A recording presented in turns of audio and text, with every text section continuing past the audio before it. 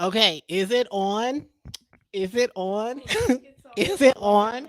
Okay, I'm sorry. I'm the only one who's excited, but thank you for joining me in that excitement. Okay, so we're just going to jump in here.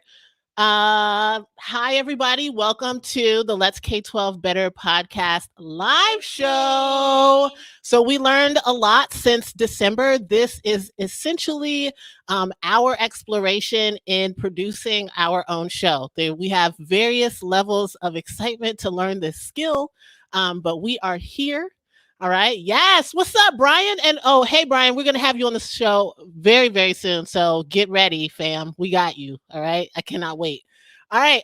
Again, like this show is an interactive type of experience. We do not want to just talk at you guys. So please drop, your excitement in the comments. We'll be asking our panelists today a ton of questions. We want you to answer those questions too. Today's discussion is all about motivation. We do have a script because, we're not perfect yet. So, what is the purpose of our show? The purpose of our show is wait, oops. Wait, it doesn't have it on the Right script. here. Oh, sorry. In our podcast, we will cover a variety of subjects involving K-12 education and family life. We talk about the ways that parents, kids, and educators can improve K 12 education and family life. All right. We encourage you to join artists. We encourage you to join our conversation on social media using the hashtag Let's K 12 Better. All right. So as we get more and more into this, we will be able to memorize this. But for now, it's all good. Hey, Alexandria, thank you so much for joining us. We have been talking about what's your why. So that's what the discussion for January has all been about. We've been talking about motivation. We've been talking about the ways that each of us have found our authentic journey to ourselves, our passion. The guests on our show have been just really amazing at sharing some wisdom with us about their own personal journeys to their life passion and the things that they do for work and do for outside of work. So we are so excited to have these guests on today.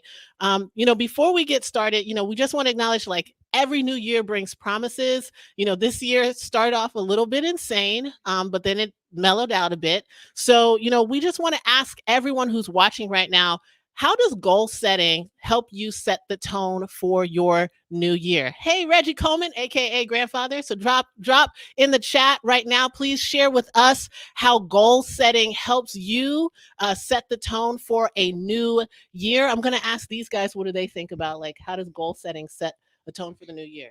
Um, it sets a tone for the new year, meaning like when if you set a goal for yourself and you try to accomplish that, you accomplish so many things on the way. Okay, that's a nice one.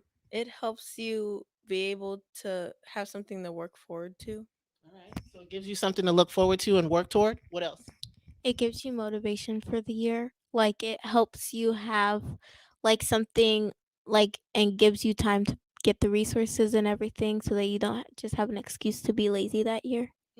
All right, awesome. We kind of want to ask people, what are some things that you guys set as goals for yourselves this year? For me, I will just say like learning how. Okay, so Alex says my goal is to help stay on task. Yes, I love that. For me, my goal is to just be able to balance everything better. We are living during a pandemic still, and so just figuring out how to keep that work-life balance in check because your work is in your home. So that's one of my goals. Please, people share in the comments. So we just want to talk about this. What's Your Why series is an exploration in motivation and that journey to your authentic self. This month we interviewed Gail Clinton and Yaritza Vijaba, Dr. Lindsay Portnoy, and Clement Townsend. And again, they all shared some really amazing things. We're going to bring them in very shortly to talk about just a bit more about motivation and the work that they do that is inspiring and super passionate work. The next thing I just want to ask everyone before we start discussing what about that imperfect journey, right? So, what do you guys think I mean about an imperfect journey to your authentic self? We're going to let someone else go first. Um What I think it means is like that everyone has their own way of finding like what they want to do and what they think their purpose is, and that journey to finding it, and it's unique to every one person. Like no one's is the same as someone else's. I love that. Anyone else want to talk about what it means to find a journey to your authentic self, an imperfect journey? I think it means like you're gonna make mistakes on the way, but you'll get to your goal one day. Okay, I love that too. Do you have anything you want to share? No? All right, cool. So each of us has an authentic journey. I love both of their answers. So we're gonna introduce everyone to the guests in this series. We are so excited to have them. We're gonna bring them. We're gonna add them to the stream. Yes, we have 4 amazing guests with us today. Yes, awesome, awesome, awesome. Thank you guys so much. Well, we want to thank every one of you guys for just allowing us an opportunity to interview with you. It was such a treat to get to know you guys better. And then we just want to thank y'all for taking the time to hang out with us tonight, too. So before we introduce you guys to everyone, we want to express some gratitude, right? And before I do that, setting boundaries. Thank you so much for sharing that, Brian. All right, so we're going to introduce you guys to our guests this evening. First we have Gail Clinton. She is a community builder who uses her talent and passion to help transform business brands and individuals so that they reach their ultimate levels of success. She shared with us how important it is to find your tribe, but most importantly, to do it to lift as we climb. All right, awesome. So we're going to go to our next guest. Next, we have Yaritza Vijaba, who is an educator, student voice guru, and founding president of YV Educational Resources, who shows us how centering student voices, specifically the voices of marginalized students, is not only rewarding but necessary. All right, so another awesome person for the panel. Dr. Lindsay Portnoy is a cognitive scientist, design thinking evangelist, school board president, and parent who thinks about how we make research and best practices and learning more accessible and applicable for parents and educators. All right, so one more awesome person for our panel. And last but not least, we have Clement Townsend, who is a former sports journalist. He's also an author, currently providing resources to help educators integrate media into their curriculum through his Video Journalism Pro course. So we have really amazing people. So hello, you guys. Thank you so much for joining us. We really, really appreciate you guys. Shout out to the people who are also joining in the chat. If you guys have questions as we go along for our panelists, please drop them in. So let's start off. So each interview had just a really amazing set of questions. This evening, the kids came up with a few more to dig deeper into the episode on motivation. So we're going to ask Gail and Clement these questions first. And Gail is our Aunt Gail, so shout out to her. How does your own uniqueness or even your imperfections influence others? And meaning, how do you leverage who you are and what you've experienced to improve the life of others? We're gonna have Aunt Gail go first. Okay. Well, first, I want to thank you ladies for the opportunity to come back. I really appreciate it. So what about my imperfections can be used to encourage somebody else? I think part of my story is all kind of wrapped up in my imperfections and how I got from where I was to where I'm trying to get to right now. Pretty much my story started with a divorce. It was a divorce that was difficult, it was long, and it was expensive. And as a Christian woman, a lot of times Christian women don't talk about divorce. So I had to kind of take off my own mask to reveal to people what I was dealing with. And in the process, I encouraged other people to take off their mask. And together, we got through what we were dealing with. I say it's the equivalent of for children who are in school, and say you're that star pupil, and all of a sudden you fail a test. You're not supposed to fail a test. You're the star pupil. Well, that's kind of how I felt as someone who grew up in church, did things that were quote unquote right, and still dealt with a disappointing situation. I had to realize that that happens to everybody, that we're all living in the real world. Stuff happens, but what you do after the stuff is what's so important. So I've used my imperfections to encourage other people to somewhat embrace that imperfection and allow it to make them be a better version of themselves. That's really amazing. And we really appreciate you being super vulnerable and authentic and just sharing that with us. Thank you so very much. Much to learn. Same question for Clement, and I'll repeat the question so that the people watching, shout out to Tyron. Thank you so much for watching. So Clement, the same question goes to you. How does your own uniqueness or even your imperfections influence others positively? And we mean, how do you leverage who you are and what you've experienced to improve the lives of others? Again, thank you so much for having me on. This is such a great forum and a great thing that you all are doing, and I'm happy to be a part of it. I would say my background in media, I try to use my expertise and I try to use what I've been through to improve the lives of others, specifically youth. You mentioned before, I had a 17-year career on television. And during that time, I met so many youth and young people that wanted to learn about media, and I felt like I could help them. And then there came a point in time in my life where I got laid off. So for the first time in 17 years, almost 2 decades, I was at a crossroads and wanted to figure out what was next for me. How could I impact others? How could I make a difference? And it was at that time that I realized that media is such an integral part of our society.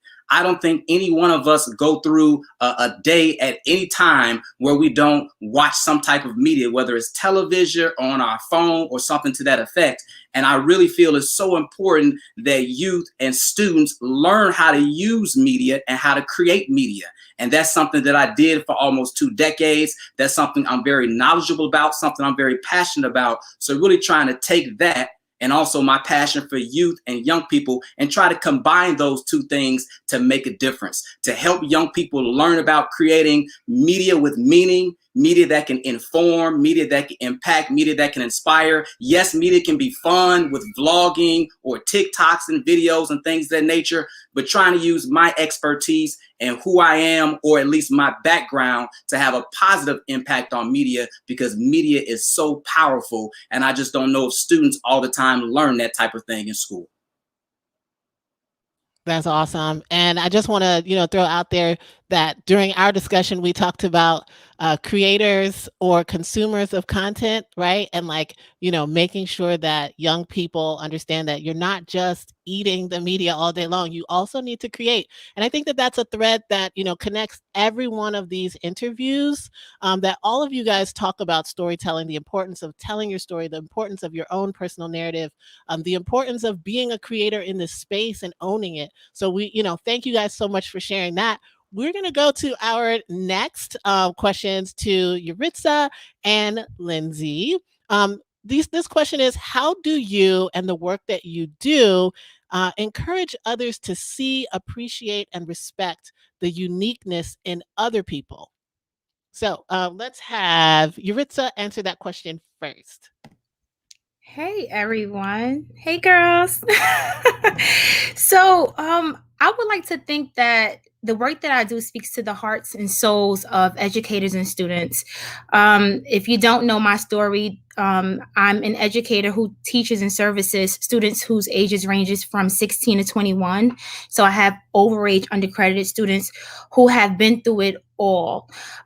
They actually are the ones who've encouraged me to give back through my nonprofit to educators, to make sure that I'm creating resources that everyone can use regardless of the district, state, or even country. So what I would say is culture responsive teaching is important to me because it is honestly how my students learn best. I'm trying to figure out, where in history do we not mention Black people, and where in our communities are we not helping Black people? And in doing so, I'm creating context and a lot of resources where my students are able to see themselves, a reflection of who they are and what they can become. A lot of the work that I do and a lot of the work that I've created is just basically off of the needs of my students, and just having discussions with educators who felt like, they're not supported in, their journey with becoming culturally responsive or even anti-racist. So it's just about being honest and knowing that, no one's perfect. Obviously, our educational system isn't perfect, but what can we do to change that? How can we now incorporate who our students are, their interests, their cultural backgrounds, their cultural references into what we're doing daily in our practices? I think that's super duper amazing. And, if everyone needs to follow all these folks right on social media, their links are in the show notes of all of our shows. But we really want to encourage you guys to follow these people and connect with them because, they are amazing. Shout out to Yaritza because she is always putting her students first. And that to me is just something that's really, really important. Obviously all educators do, but like she really makes it just feel super special and awesome. So I just want to give her some special love right there. Make sure you catch her show, Ask Yaritza as well. Lindsay, same question to you, right? How do you and the work that you do encourage others to see, appreciate, and respect the uniqueness in other people? And we're asking the people who are watching as well to chime in the chat. Amber, ladies, you are very clearly brilliant at this, because I don't think you could have put together a more dynamic sort of group of folks. I mean, even speaking after Yaritza, the way that you've woven together these testimonies, these stories, is so powerful. So thank you for inviting me to even share space with you. Look, I think Yaritza said so much of what speaks to my heart, and I know what speaks to a lot of educators' hearts. I've been in education for just about 20 years now, and it's interesting because I started in the classroom and I moved to the research lab because I knew that we could do teaching and learning better. And what I found when I got into academia is that when I could choose what I was studying, and Yaritza, you said this earlier, when I finally had a choice about what it was that I was learning, I couldn't learn it fast enough. I couldn't learn enough. I was so just engaged and so interested, and it was different than I had been in an undergraduate, and I acknowledge the privilege in being in a master's and a doctoral program. And so when I think about how I can encourage others, my work now, I work at Northeastern University. I support brilliant doctoral scholars that also are now setting out on their own research journey. And so we have so much data that lives in the lab, and the idea is, how do we make that translational research? How do we help it, bring it to the classrooms where it can be used powerfully to create more engaged learning for every student? Design thinking, you said earlier, and it's true. I'm sort of a big fan of design thinking as a process for teaching and learning, which is completely orthogonal to traditional rote instruction. And so I think that by lifting every voice, by helping folks find what they love and what they're passionate about, that's when they're going to become really truly vested in education, in learning.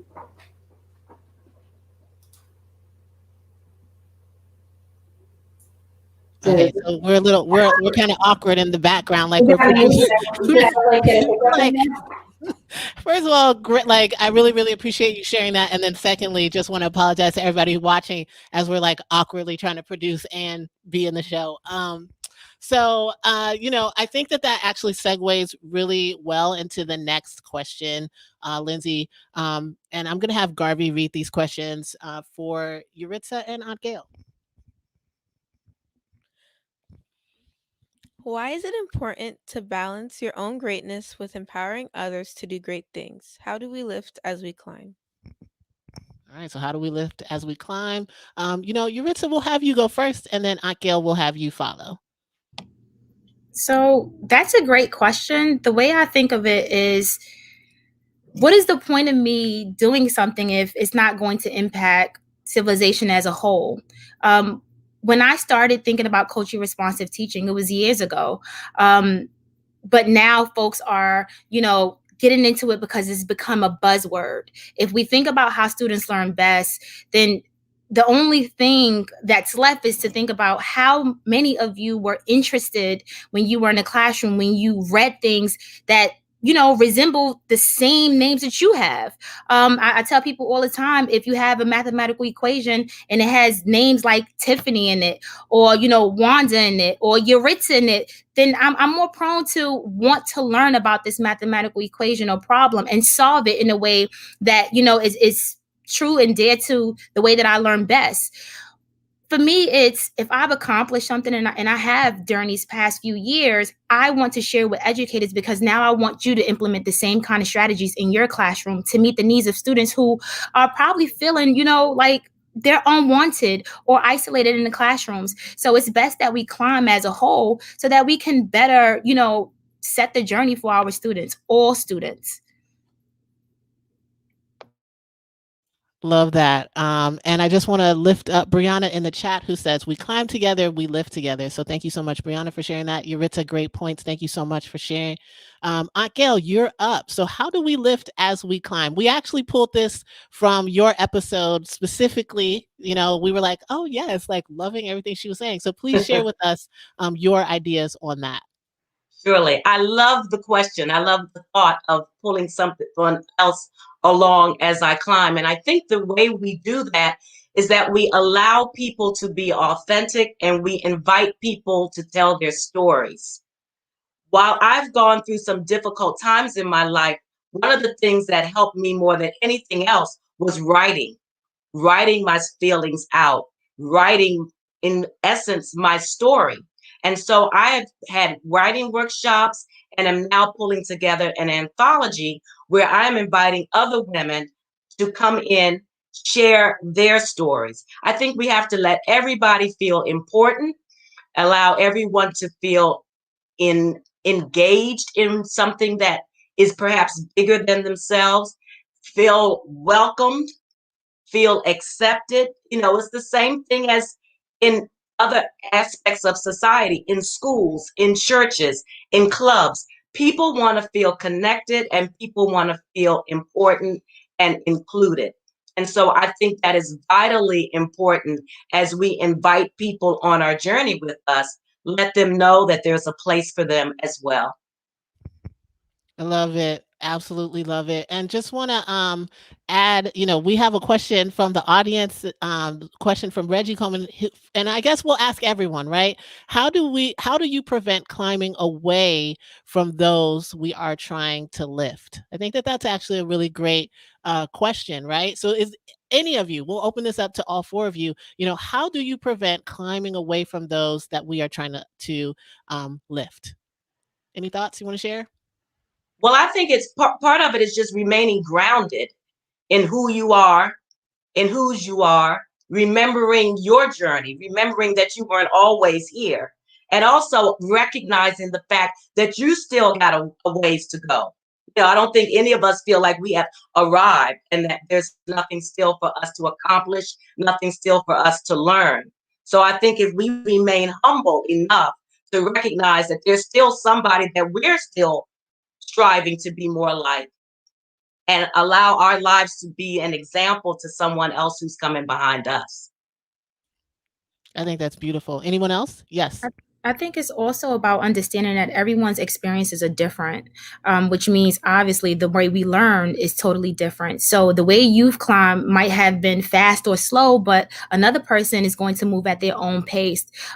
Growing up, my mother always said school was a race. You all begin at the same time, but you're not going to end at the same time. And I didn't realize that until I graduated without some of my friends, right? And then I went on to college without some of my friends, but we still met up in our 30s saying, okay, well, if you need help with this, let me help you with this, you know, pathway. And I think that as people, like Gail said, we have to be humble and we have to be genuine with our approach. So if you know you have the means to help someone else, why not? You know, everyone learns different. Everyone experiences life in a different way. I love that.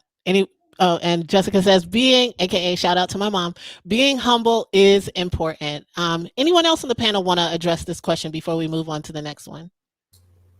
I think Yaritza said, I mean, you're saying, yeah, you nailed it in my opinion. And I think for me, at least, I try really hard to listen for understanding and not to respond. And so when you talk about lifting and climbing and sort of being all of us together, I always try to lean into things that I don't understand and say, tell me more and help me understand before I rush to judgment. And I know I'm still struggling and I know that I'm still learning, but even the question before about modeling lifelong learning by being a lifelong learner, that's really important to me.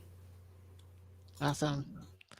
No pressure, Clement, but if you want to answer. I mean, they said it all. They said it so well, nothing left to add. Love it.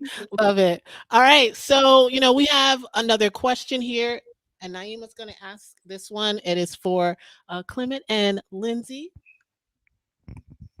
How do you motivate yourself through setbacks? What advice can you give to young people and adults? All right. So, Clement, can you take us away with this question? Wow, that's an amazing question because that just applies, to everyone, regardless of age. For me, motivating myself starts with positive self-talk. That's something that I've really had to work on. I don't know if that comes natural. It didn't come natural for me. And I don't know if that's something that students or youth a lot of times learn in school. So what I had to do was I had to read a lot of books to help train me to be positive, to continue to try to thrive and work through setbacks, because we all have setbacks. Certainly with what the whole world saw in 2020 between the pandemic and some of the other social issues, it was a lot to take in. It was a lot to process. So there will be setbacks. And sometimes you do have to pause and take inventory and really evaluate what's going on. But I always try to, tell myself this will pass. I will be able to get through this. And that really came from, a book like The Power of Positive Thinking or The Magic of Thinking Big or Think and Grow Rich, really trying to train my mind, because I believe, we probably all have, a million thoughts a day. And some of those thoughts are negative thoughts. Some of those thoughts are positive thoughts, but really trying to focus on the positive thoughts and training my mind to understand, hey, in life, if you're going to do something big and impact a lot of people, you might fail. You might have some setbacks. I think some people say if you've never failed, then you have never really tried anything big. So understanding part of pushing the limits or stepping outside of my comfort zone, there may be some setbacks, but really just training my mind to say, keep going. It will work out. I can do this. I am worthy. I am good enough. Really trying to push myself. That's the way that I found to really help me get through setbacks. Yo, shout out to positive self-talk. I will say that, like as an athlete, like that, I had to tap in so many times to keep running or keep whatever. Serious. It's important. And we're getting some love in the chat. Like, thank you so much, Fakala. Shout out to you. Love this. Kelly is also saying, love that. The power of positive self-talk. Keep going. You can do this. Love it, love it, love it. Thank you so much. So this question then goes to Lindsay. I'll just say it one more time. How do you motivate yourself through setbacks? What advice can you give young people and adults? Clement, when you were talking, going through my head, I was going, keep on swimming, keep on swimming. And that's really, right? Like, that's like a whole thing, right?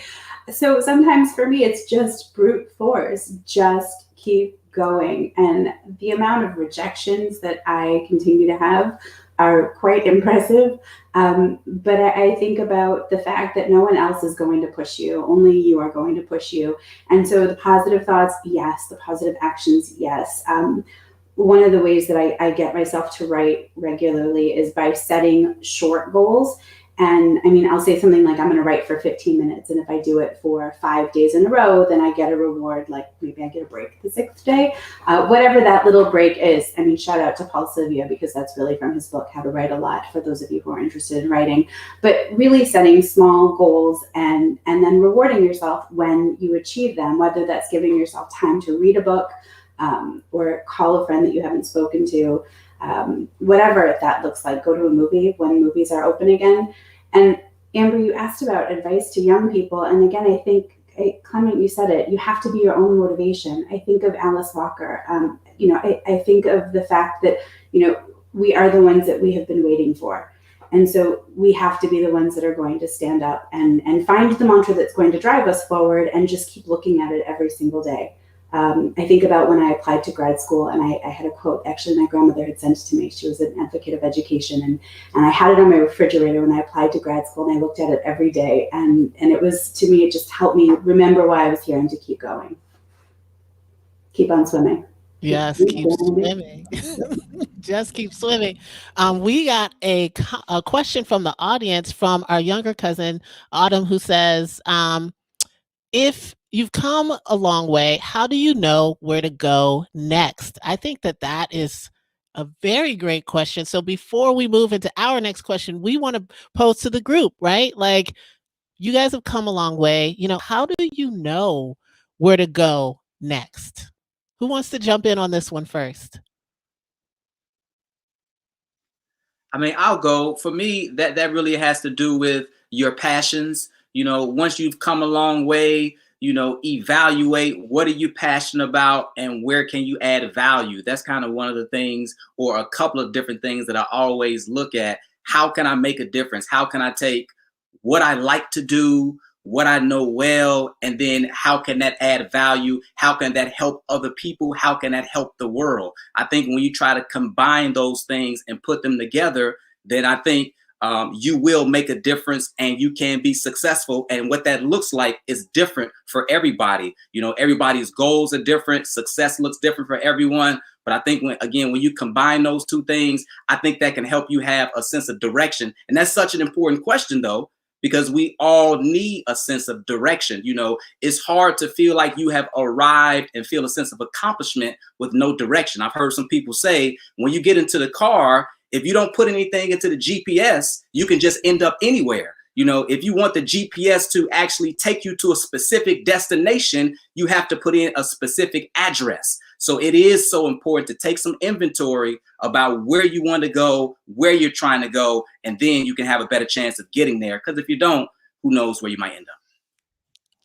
All great points. I love it. I love it. Anyone else want to tackle this question? So I wish I had a mic, so as he was speaking, I could just go, because he definitely dropped the mic. So I don't know if I should even say anything, but what I would say as well is, like, I've learned to just compete with myself. I played sports as well, like in high school, and you're also taught to like work as a team and then compete against other teams. After high school and entering college and not playing sports, I was like, okay, Yaritza, what are you going to do next? So if you accomplish this, how can you make that better? And like Clement said, you got to think about what you like to do, right? For me, I love to teach. It could be about anything. I could teach you about these cranberries, and because of my hype, like, I'm going to bring it to the point where after this, everyone on here is going to like cranberries. But it's just, this is my passion. And so I have to take it to the next level. Okay, so you started teaching. All right, everyone teaches. What are you going to do different that's going to attract more people to what you're doing? Okay, so now you have a show. Everybody has a YouTube show. How is your show going to be different? And I've learned to just, and still being humble, ask myself those questions and saying, all right, Yaritza, now that you have the platform, how can you help other people? And so it's always just maximizing what you can contribute and what you want to be known and remembered as. Like, for me, I want people to say, well, even though she was a little crazy, she was this educator that did everything to help, anything possible to help. So it's almost like leveling yourself up, because, once you level yourself up, I have a whole group behind me that's going to be leveled up with me.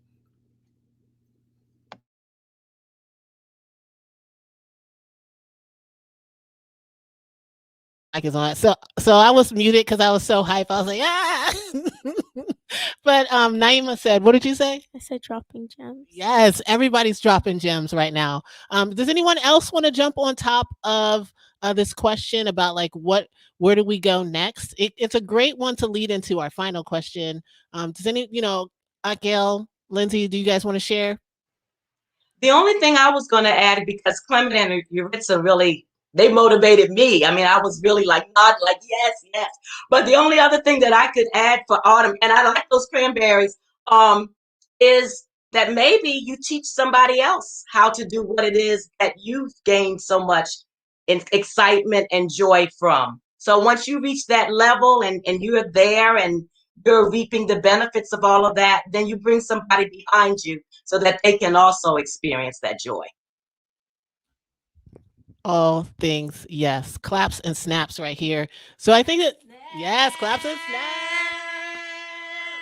So, so what we're gonna say here is, unfortunately, we're at like our last question. I feel like the four of you guys, we could talk to y'all individually and collectively all evening, but forever we got to go to bed. So, this question that we want to have post the group is, where do you see yourself? Where do you see your work in the next like 5 to 10 years? Right. And, we've been talking about like Clement dropped that, have a destination, what place you want to go. We talked about planning, talking about bringing other people along and using our talents and skills to improve life of others and life around us.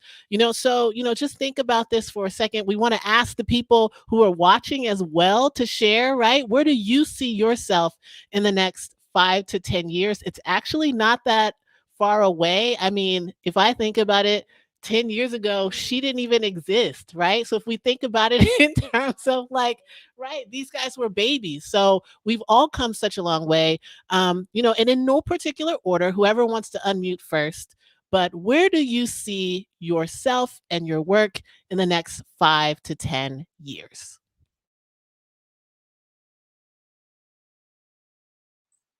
Okay, I'll go. I'm excited about storytelling. That's like my passion right now. And so over the next 5 to 10 years, I'm hoping to do more workshops where I am helping people to tell their stories. I want to tell more of my story from a personal perspective, because I think, it's healing to tell your story. But also, I think that as more and more stories get out there, we'll begin to see how very alike we are. We're really not that different. We are different colors, we are different ages, we are different sexes, but there is a lot that unites us. And I think that that will be realized as more and more people feel welcomed to tell and share their stories. So whether that be verbally or in book form, giving speeches, sharing on podcasts like this, I just want to encourage people to get out there, be their authentic selves, and share their stories. Love it. Thank you so very, very much.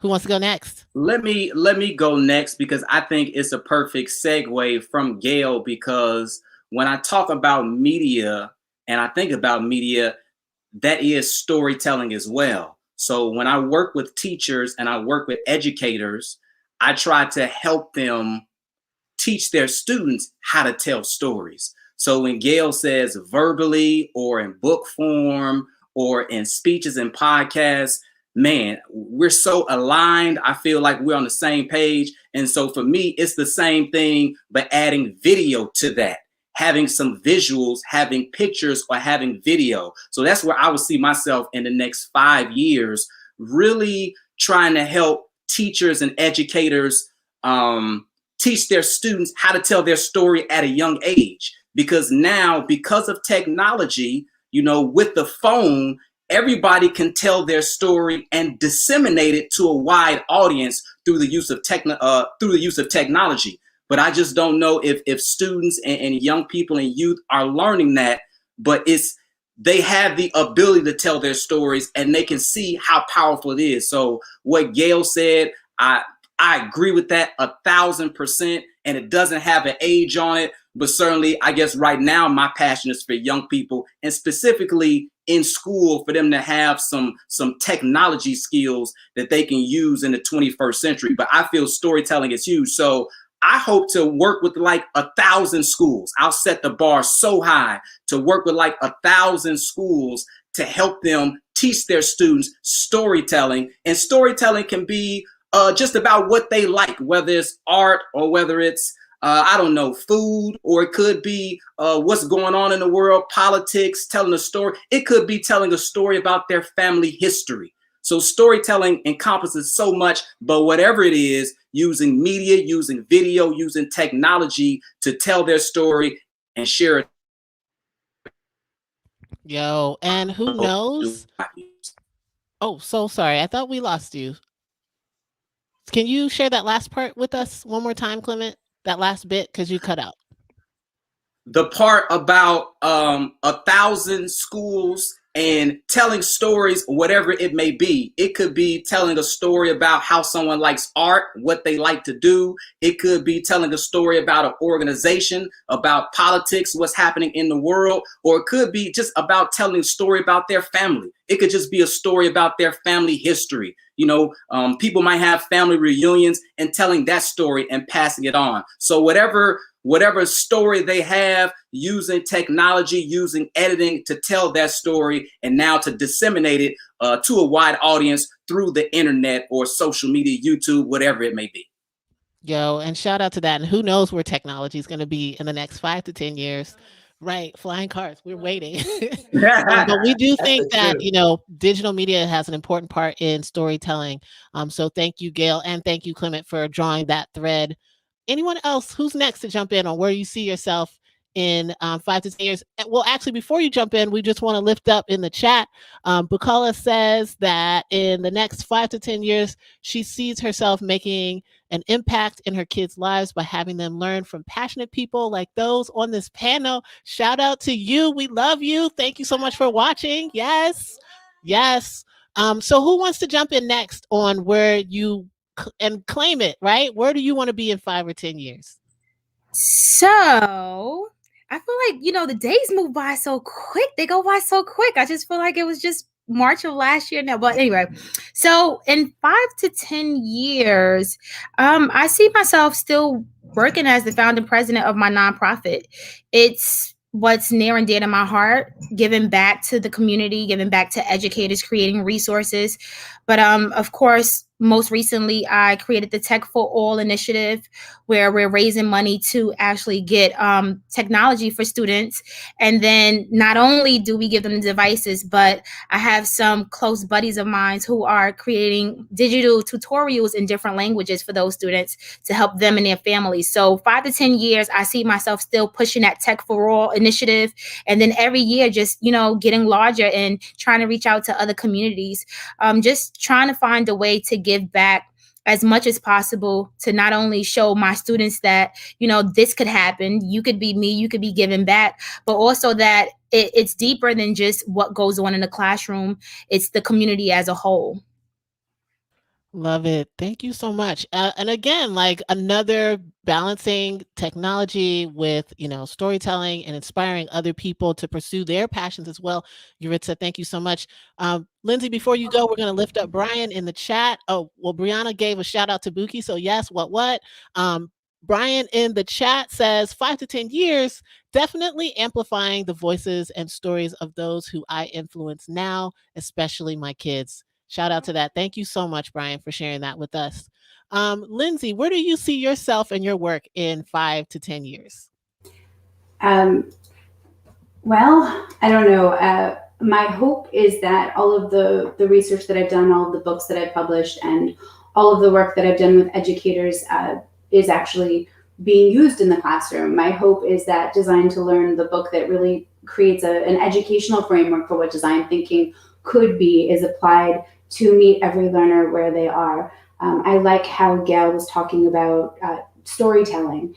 And in my opinion, the beauty of the framework that I created for Design to Learn is that it really is tailored to the interests and the unique voices of the learners in every classroom. So my hope is that every classroom is using a framework like Design to Learn. We move away from the standardization, the carrot stick, sanction-based education. Similarly, I would say, you know, I have this new book, Game On, Brain On, and I hope to continue to gather evidence. I'm launching a couple of research studies in the next few months where I'll be collecting data on the efficacy of both of these programs. So I hope to share the efficacy studies with the wider world to demonstrate that there's a better way to do learning. But my hope is that in doing that, I'm going to also translate it in a way that educators can use, that it's not jargony, that it's not word soupy. And my biggest hope is that I can continue working with the doctoral scholars at Northeastern University. They're some of the most extraordinary humans that I've had the pleasure of meeting in my life, and they are in classrooms every day, really making an amazing impact in the world. So my hope is to continue to support them, to elevate them, to lift their work, and to make sure that the world is ready for them, because my goodness, we need them more now than ever. Yo, that's so awesome. So we are just like, can we just give some claps and snaps, guys? Because you guys are so inspiring to us. And we just want to say we just appreciate you guys, being super vulnerable, sharing your wisdom with us, and sharing it with the people who listen to our show. I just want to ask those that are watching to just join us and thanking our guests and participating in this evening's really amazing and motivational discussion. Please, please check out, if you haven't already, their full episodes. All 4 of them are there as part of our season 2 opener, the What's Your Why series. Yes, Clement, your episode is live, so I got to send you your links. So we will heavily promote that tomorrow. Again, just thank you guys. Before we let you guys go, and then before we close out the show, let's just go around and let people know where they can find you. Shout out the cool things you're doing, and if you want to drop it in the chat too, please do so. So let's. Where do you see yourselves in 5 to 10 years? What about you? We're all like, tell us what's in your cookie jar without sharing what's in ours. Let's see. I think that would be really cool if we opened a stall or shop thing. Okay, so we have a virtual store. A virtual shop. So she's talking about merch. All right, okay. Merch. What about you? Where do you see yourself or see us or whatever in the next 5 or 10 years? I guess I see myself. I don't know. Expand your mind. What would you like to do? I guess stop. I guess since right now I'm being not really an activist, but more trying to help people and educate more people about race and stuff like that, and also sexual health and stuff. So maybe in the next 5 to 10 years, just doing that more. Okay, all good things. Okay, what about you? In the next 5 to 10 years, I probably see myself doing more work to help educate others and to help to have more anti-racist teachings and helping people unlearn the racist things that they learned and to help them relearn the new anti-racist policies. Okay, all heavy stuff. All right. Yes. I don't know where I see myself in 5 to 10 years. I know my parents would probably like for me to be like Dr. Amber at some point, maybe. So I got to work on that, and just getting these guys to a point, I think, where they are self-sufficient, actualized, empowered, strong, civic-minded Black women who don't have to live with me if they don't need to, but can always come back home if they have to. So I think, that would be the goal for the next 5 to 10 years. I mean, because really, if I think about it, 10 years ago, this one didn't even exist. 5 years from now, oh my God, I have high schoolers, people in college almost. So, and 10 years from now, everybody's not in my house. They're all out doing their adult life. So, I'm just grateful and open to whatever comes. Lindsay, thank you so much for having us reflect on that. I appreciate you, right? Yes, thank you. So as we, begin to close, I just want to go around and just make sure I shout y'all out. So please share where people can find you. We will go in the order of Clement, Lindsay, Yaritza, and Gail. So you can find me on Facebook, C Townsend TV. Twitter is Clement TV _. So Facebook, C Townsend TV. Twitter, Clement TV _. Also on LinkedIn, Clement Townsend. And then also check out the website, www.videojournalismpro.com. www.videojournalismpro.com. That's an online course where I help teachers integrate media in the classroom. So I take them through the storytelling process and really trying to use a different project-based learning approach to help students get those reading skills, those writing skills, and those creative skills that they need to really thrive in the 21st century. I'm taking notes. Videojournalism.com. I'm checking it out as soon as we're done here. Thanks, Clement. So you can find me on Twitter at L Portnoy. You can also find me at Northeastern, part of the Northeastern Experiential Learning Network. You can also find me on my website, which is appropriately titled lindsayportnoy.com. Send me an email, drop me a note, send me a tweet. I'd love to connect and chat with you. Thank you, Amber. Hey guys, you can find me on Twitter at INC_YV. And you could also check out my nonprofit at yveducationalresources.com. And if not, right now, we're in cohort 2 of the Culturally Responsive Teaching course. You can find me on anything that deals with Microsoft or Flipgrid.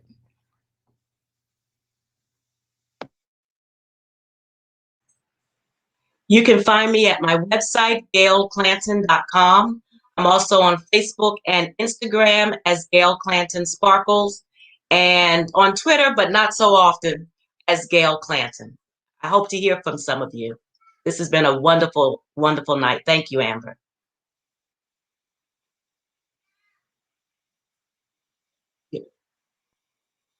Okay. Yes, OMG. Like, seriously, we just want to thank each and every one of y'all for joining us today. This was literally the highlight probably of the week, right, gang? Like, this was super dope.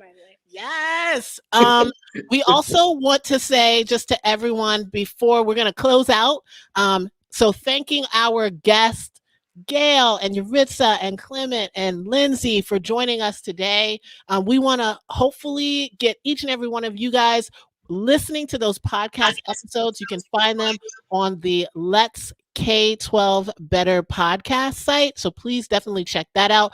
Listen to all 4 episodes. I'm telling you, you're going to walk away extremely inspired by the things that these 4 awesome people have to share about their journey to their authentic self and their passions. We also want to just remind everyone that you can find the Let's K-12 Better podcast on all your favorite podcasting platforms. Connect with us on social media. We will do this at the last Wednesday of every month to kind of bring together all the learning that we had for that month. So we hope to see you guys at the end of February. We'll be talking about something Black History Month, because yes, everybody, like, get out there and celebrate. What? Shout out to Black History Month. All right. Thank you all so much for joining us today. We look forward to seeing you guys next month, last Wednesday of the month. Everyone take care. Be blessed. Thank you guys so very much. Thank you. Thank you. Thank you.